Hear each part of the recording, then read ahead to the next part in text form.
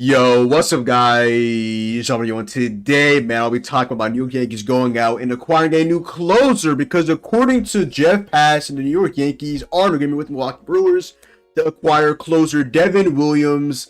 Now, obviously, Brewers fans have a awful taste in their mouth last time they heard the name Devin Williams, as he allowed the three-run homer to go ahead and tie up or give the Mets the lead in the playoff game where the Mets ended up advancing. But outside of that, Devin Williams had a phenomenal season, and he was initially the setup man for Josh Hader. Then he became the closer once they traded him to the Padres. The Brewers seemed like they didn't really want to give Devin Williams an extension. They don't really go out and pay too many guys. They go ahead and trade guys right when they're about to be, like, it seems like, impending free agents, like a Corbin Burns. So yeah, Devin Williams, the New York Yankee, he's officially the newest closer. I'm ecstatic that he is the closer. Not that I don't like Luke Weaver. It's just Luke Weaver has so much flexibility that he might be a multi-inning reliever, or he might end up being the Yankees' fifth starter. Now, talking about the Yankees' fifth starter, the Yankees also, to acquire Devin Williams, had to trade away from their rotation. They obviously acquired Max Fried on an 8-year deal for $218 million. With that, the Yankees had some depth. People were like, maybe they trade away one of these guys for a bat. Maybe they trade away Luis Hill in the deal headlined by Luis Hill for Kyle Tucker. Instead, the Yankees go out and trade away Nestor Cortez Jr., fan favorite, who has 10.5 WAR over the last 4 seasons. The troll himself, with the mustache, with the leg twirl and this, that, and the third, the crafty pitcher. Nestor Cortez Jr. is headed to the Milwaukee Brewers. Not gonna lie, this kind of stings. Nestor Cortez is a guy that I was not reluctant to trade away. I would have traded with Nestor Cortez Jr. It's just he's a fan favorite. After acquiring him, like, we acquired him multiple times. Like, he was out there in the 36th round by us. Traded, not traded, but he was in a Rule 5 draft, and the Orioles ended up taking him from us and then returning him to us, and then we traded him to the Mariners, and then the Mariners, I think, cut him, and then he had to come back to the Yankees on like a minor league deal in 2020, and over that he has 10.4 WAR, including a 6 WAR season, including being All-Star in 2023. Nestor Cortez Jr., thank you for everything, man. Thank you for all the moments. Remember this one start he had against the Nationals this season where he was just getting deep into his bag. Now, we all know what Yankees fans, Reese, are going to remember Nestor for. That's getting up the walk-off grand slam against Freddie Freeman. In hindsight, probably Tim Hill should have been in that game, but in that moment, I wanted Nestor Cortez Jr. in that game. I'm definitely in the minority. I did not want Tim Hill there. I wanted a guy that can get strikeouts. Tim Hill induces soft contact, and you have Ohtani up, who's fast. You're not really going to double him up. So, in my case, that's just my opinion, but I know a lot of people are going to say you should have brought Tim Hill in the game, whatever. Now, as well as the Brewers acquiring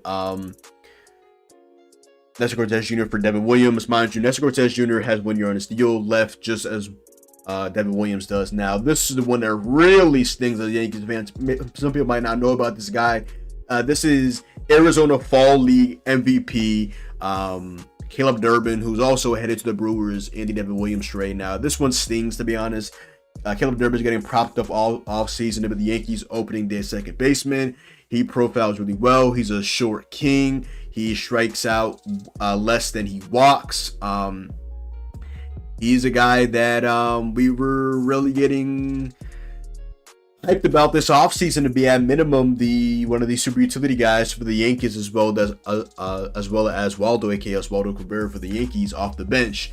Kind of getting propped up as the opening day second baseman, and right now Cashman, like this week, he said something around the lines that Caleb Durbin is right in the mix to be the Yankees opening day second baseman. Now, who on earth is the Yankees opening day second baseman? I doubt Nestor will be back. So does this open up a lane for Alex Bregman to be a New York Yankee, move Jazz back to second base, Bregman to third? I really don't know, but I'm kind of opening up to the idea of Bregman being a Yankee. Kyle Tucker to the Cubs unfortunately feels inevitable, especially if they'll go ahead and offer the insane package of Isaac Paredes, Seiya Suzuki, and one of Matt Shaw or Cam Smith. Now, looking at the Yankees' top prospect, you won't see Caleb Durbin on there, but I'm really stunned that he's not there. Like, there's a lot of guys that I'm looking at that I'm not too familiar with. And then there's just no Caleb Durbin, for the Brewers fans out there, he is a 24-year-old second baseman. He is 5'6", 185 pounds, was drafted in the 2021 MLB draft from the Atlanta Braves with the 427th pick in the 14th round. He was included in the Lucas Luetge trade where the Yankees traded away Lucas Luetge to the Braves. Braves gave us Lucas Luetge. Run that back. Lucas Luetge was a Yankee, was traded to the Braves, and the Yankees for Lucas Luetge received Caleb Durbin.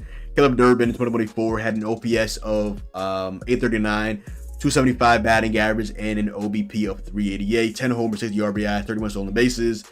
Caleb Durbin, this one stings, to be honest. A short king, like I mentioned, he won the Arizona Fall League MVP, stealing a ton of bases. We were definitely excited to see Caleb Durbin with the Yankees. Brewers, you got themselves one of the most underrated prospects in all of Major League Baseball in AAA this season with Scranton Wilkes-Barre in 82 games. Caleb Durbin hit 287. He also had a 867 OPS, a 396 on base, a 471 slugging, 10 homers in those 82 games. Like I mentioned, the strikeouts and walks, he had 37 strikeouts. In terms of his walks, he had 47. So he had 10 more walks than he had strikeouts. He rarely strikes out. Always rolls a short strikeout rate. Man, I was really excited to see him in the Bronx. A lot of people were reluctant on him being the opening day second baseman. I'm like, okay, Jason Dominguez center field, and Caleb Durbin second base. I like Ben Rice, but maybe you want to go ahead and get a guy like a Christian Walker. I'm not really keen on Pete Alonso, who won like $30 million a year. I haven't really heard too much about his market, but that's not the big Pete Alonso fan. Especially Christian Walker is going to be a lot cheaper considerably. He's obviously older by a decent amount, but he's a phenomenal defender at that first base position. And Christian Walker just seems like he checks the boxes, but I digress. Devin Williams, welcome to the New York Yankees. Caleb Durbin, the Sting, the Cortez Jr., thank you for all your time with the Yankees. I guess I'll start off with a couple of tweets from Jeff Passan as well, and then I'll kind of break down a couple of stats as well. So Passan also tweeted out that also I'll get on Durbin before I get into Devin Williams. Caleb Durbin has a unique profile. He's only 5'6", but plays everywhere: second base, third base, shortstop, center field, and has incredible bat to ball skills. And 1,263 minor league play appearances. He has slash 269, 374, 407 with 134 walks, 111 strikeouts, and 110 stolen bases. A high floor guy for the Yankees. High floor guy. No longer for the Yankees, but for the Milwaukee Brewers, who just did this with trading Corbin Burns for DL Hall, and I forgot who else, and Joey Ortiz from the Baltimore Orioles. So he also had a tweet about Devin Williams as well that I want to get into. So Passan had also mentioned that Devin Williams, since his debut in 2019, he's second in the ERA with 1.83 with at least 200 pitches, with at least 200 innings pitched in 2019. K per 9, he's fourth with 14.3. Home runs per 9, he's sixth with 0.6. Home runs and hits per 9, he's first with 4.9. He's one of the truly elite relievers in Major League Baseball. Now he's at the back of the Yankees bullpen with Luke Weaver. We shot down to know why. Maybe Tommy Kahnle comes back, but he's really just so change-up dependent, and he's 35 years old, 36, so it's like, I don't know what's going to happen with that. This probably puts the nail in the coffin. Obviously, return to Scott, who I wanted to be the Yankees' best relief pitcher, obviously, and we just needed lefty really badly. Maybe Tim Hill will come back. We'll see. Yeah. And Devin Williams also has like one of the best pitchers in all of Major League Baseball. His changeup, which they call an airbender, it is just flat out disgusting. I'm gonna show one clip. I'm not gonna get too in depth with Devin Williams, but I'm gonna go ahead and just quickly break down, because I already did that with Durbin, both Devin Williams and also Nestor Cortez Jr. as well. Just got him on Alec Boehm, just a disgusting changeup. That pitch is disgusting. They called that the airbender. Had him looking silly. They got Bryson Stott, nice changeup. Again, just an absolute demon. So excited to have Devin Williams back. Not back, but with the Yankees. Now I'm Brandon Marsh, and see ya. That airbender changeup is insanely overpowered. Now, the thing with Devin Williams is, I'm so heartbroken over, like, once they're leaving the Yankees for the Mets, that I'm kind of like, are the Yankees really doing this again, trading for a rental, and not gonna bring him back? Because obviously we got to see how Devin Williams pitches in the Bronx, but like, I wouldn't be mad if the Yankees just instantly gave Devin Williams a contract extension. I mean, would y'all? I mean, I personally wouldn't. Now, let's go ahead and talk about Devin Williams even more. Devin Williams only played in 22 games last year, which he put up a 0.97 whip, 1.25 ERA, and he had 38 strikeouts and only 21.2 innings. He was definitely very, very injury prone last season, and he only had 14 saves in those 22 games. Now, overall, looking at his baseball savant, I mean, expected ERA of 2.1, expected batting average of 143, fastball velocity was at 94.7. You look at his average exit velocity was at 84.2, chase percentage 29.4, whip percentage at 40, K percentage at 43.2. Another struggle with walks though at 12.5%. Barrel percentage really doesn't get barreled unless you're Pete Alonso, unfortunately. 5.4%, hard hit percentage at 32.4%.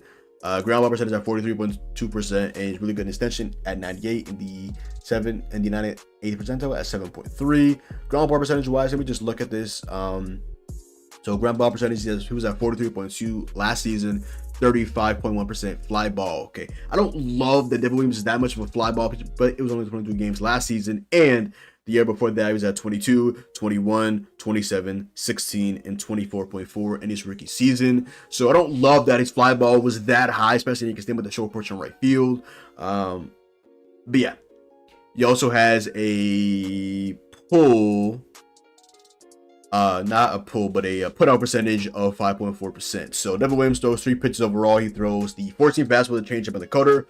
The 14 fastball he throws 53.5% of the time. The changeup he throws 45% of the time. With the cutter, he throws at 1.5% of the time.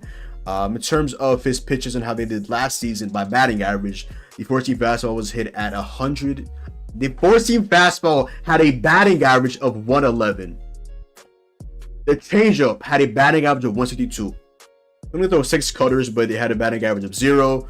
And yeah, so he threw 6 cutters last season. So not really usually a 2-pitch pitcher. Maybe Matt Blake can get him in the lab and get him to work on maybe, like, you know, adding like a slurve, a sweeper, a slider. Because I don't love the idea of being a closer with 2 pitches. Kind of like I didn't love the idea of Carlos Rodon being a 2-pitch pitcher with a fastball and a slider at the number 2 start. Now he's at number 3. Thank God for Max Fried. By the way, I'm still waiting for the Max Fried passes physical tweet. I'm still waiting for the Max Fried press conference. Hello, where are we? And now on to Nestor Cortez Jr. By the way, Nestor Cortez is next, but Devin Williams is 30 years old. So take that into account, I guess. Nestor as well is also 30 years old as well. Shout out to Nestor, tip of the cap. His fastball last season was phenomenal. The run value on his breaking balls weren't really great at all. -5 on the breaking ball, -4 on the off speed. Expected ERA of 3.62, which is in the 66th percentile. Expected batting average of 236, which is in the 55th percentile. Fastball velocity definitely went down to 92, only in 19th percentile. Nestor Cortez is a really solid 3 to 4 starter in Major League Baseball. Average exit velocity of 89.7, 25th percentile. He was definitely getting hit hard last season, unfortunately, but he still put up a very respectable 3.77 ERA, 31 games, 30 starts. He did close the game like 3 innings against the Cubs to close it out. Shout out to him. Pitched 174.1 innings. He's a workhorse, had 162 strikeouts and a 1.15 whip. Yep. Average exit velocity 89.7 in the 25th percentile. Chase percentage 27.4 in the 35th percentile. Whip percentage of 40 in the 24.2%, which is in the 40th percentile. Strikeout rate is pretty much bang on average in the 49th percentile at 22.8. Doesn't really allow walks. He's elite at that in the 87th percentile at 5.5. Barrel percentage at 7.9% in the 46th percentile. And hard hit percentage, awful, 12th percentile at 42.6. So if he's allowing hits, it's going to be hard hits. It's going to be homers. It's going to be loud. It's going to be very, very loud outs and loud hits. Ground ball percentage really wasn't a ground ball pitcher last season at 31.9 in the 4th percentile. Throws a 14 fastball, cutter, a sweeper, changeup, sinker, and slider. So really throws a kitchen sink with really 6 different pitches. Forcing fastball, he threw 44.2% of the time. The cutter, he threw 28% of the time. The sweeper, he threw 15.8% of the time, or 15.8% of the time. Yep. Changeup, he threw 9.7% of the time. The sinker, he threw 1.4% of the time. And the slider, he threw 0.9% of the time. So he really had 6 pitches, but he really primarily throws 4 pitches, which is the forcing fastball, the cutter, the sweeper, and the changeup. Let's see what the Brewers do with him in his pitching repertoire. His fastball last year got hit at 235, cutter hit at 249, super hit at 284, changeup hit at 226, sinker 143, and the slider was hit last season at 364. Brother, you. Ground ball percentage 31.9, fly ball 32.1, line drive 24, and put out at 12.1. I definitely can see Nestor in a contract season having like a sub 3.5 ERA. He is a good starter in this league, and he was a former All-Star, and I'm excited to see what he does in Milwaukee. Caleb Durbin, I wonder what they do with him. Is he gonna be in their opening day roster, or what's going on with that? The Yankees did have him on their 26-man roster, so he wasn't available to the Rule 5 draft, because he would have been like one of the top premier picks in that. So, hey, not gonna play. Nestor Cortez, thank you for everything you've done for the Yankees. Caleb Durbin, this one stings, because now I really think the Yankees are gonna go out there and get a guy like a, Alex Bregman, who I'm not too keen on, but at this point, the Yankees desperately need infielders, and they obviously still need a first baseman. They still obviously need a left fielder. There's so much to do. And the Yankees just replenished one of their starters to do that, which is interesting, to be honest, because the go ripping out and like Lou Weaver's my closer, but obviously want to get a a guy that's like him, one of the premier closers in all of Major League Baseball, guy that's like been doing this for a while. Lou Weaver's only been doing this not even for half the season, so in my book, I'll allow it.